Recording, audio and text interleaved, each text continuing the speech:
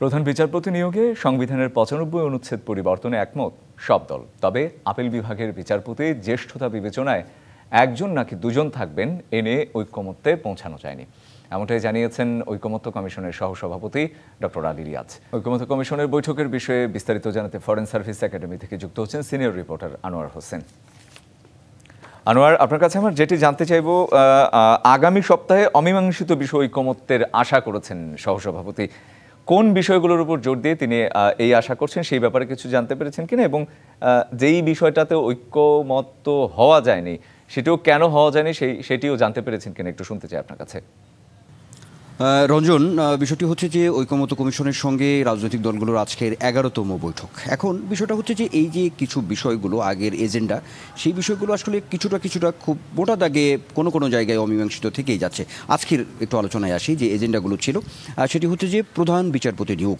এখন এই প্রধান বিচারপতি নিয়োগের যে সাংবিধানিক যে বিধানটি রয়েছে সেইটি পরিবর্তনে রাজনৈতিক দলগুলো একমত। এখন এই প্রধান বিচারপতি নিয়োগের যে প্রক্রিয়াটি সেটি কিভাবে হবে, যেমন কমিশন থেকে যে প্রস্তাবটা করা হয়েছে সেটি হচ্ছে যে আপিল বিভাগ থেকে যে সিনিয়র যে বিচারক যারা আছেন তাদের সেখান থেকেই জ্যেষ্ঠতার ভিত্তিতে এখানে প্রধান বিচারপতি নিয়োগ হবে। এখন কোনো রাজনৈতিক দল তারা এটাকে বলছে যে জ্যেষ্ঠতা যেটি হবে সেই জ্যেষ্ঠতার যে একটি প্যানেল, অর্থাৎ সেই প্যানেলে দুজন থাকতে হবে এই জ্যেষ্ঠতা অনুযায়ী বা জ্যেষ্ঠতা বিবেচনায়।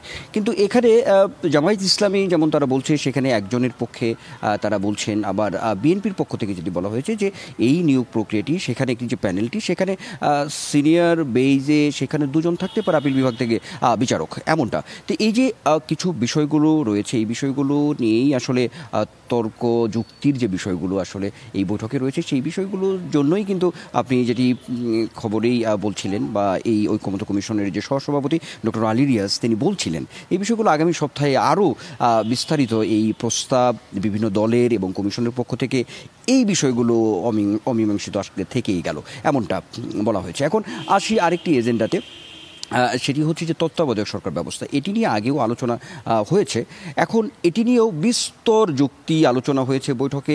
তাতে করে এক কথায় বলতে গেলে যে এটি নিয়েও যে একেবারে একটি ঐকমত্যে পৌঁছানো সেটিও সম্ভব হয়নি আজকের আলোচনায়। এখন তত্ত্বাবধায়ক সরকার ব্যবস্থাটা সবাই চাচ্ছে রাজনৈতিক দলগুলো।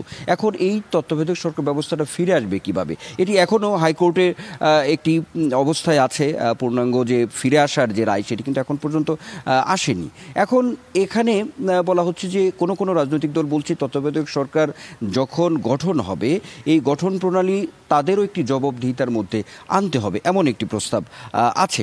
আবার এখন প্রধান তত্ত্বাবধায়ক সরকার ব্যবস্থার প্রধান উপদেষ্টা কিভাবে হবে, কিভাবে নিয়োগপ্রাপ্ত হবে, এটি নিয়ে একটি বিস্তর আলোচনা আছে। বিএনপির পক্ষ থেকে বলা হচ্ছে যেহেতু এটি হাইকোর্টে আছে এখন পর্যন্ত, তো কিভাবে ফেরত আসবে এটি, সেই ফিরে আসার পরের যে আগের যে কিছু বিষয় ছিল ত্রয়োদশ সংশোধনী, সেই সঙ্গে পঞ্চদশ সংশোধনীতে এসে যে এই যে তত্ত্বাবধায়ক সরকার ব্যবস্থার যে বিলোপ তারপরের যে বিষয়গুলো সেটি কীভাবে আসবে, অর্থাৎ সেটি নির্বাহী বিভাগ থেকে তত্ত্বাবধায়ক সরকার ব্যবস্থাটা একটু বাইরে রাখা, এমন একটি প্রস্তাবও সবাই একমত পোষণ করেছেন। তো সব মিলিয়ে যেহেতু সময় কম আমি শেষ করতে চাচ্ছি, সব মিলিয়ে এই বিষয়গুলো জরুরি অবস্থাও কিন্তু ছিল আজকের এজেন্ডাতে, সেখানেও যে খুব বেশি ঐকমত্যে পৌঁছানো গেছে তাও বলা যাবে না। সব মিলিয়ে আগামী সপ্তাহে আসলে এই বিষয়গুলো আবার আলোচনায় আসবে, তখন সার্বিকভাবে একটি ঐকমত্যে পৌঁছানো সম্ভব হবে। ঐকমত্য কমিশনের সহসভাপতি তিনি আজকেও আশাবাদ ব্যক্ত করেছেন সবশেষ যে জুলাইয়ের মধ্যেই জুলাই সনদটি তারা প্রকাশ করতে পারবে।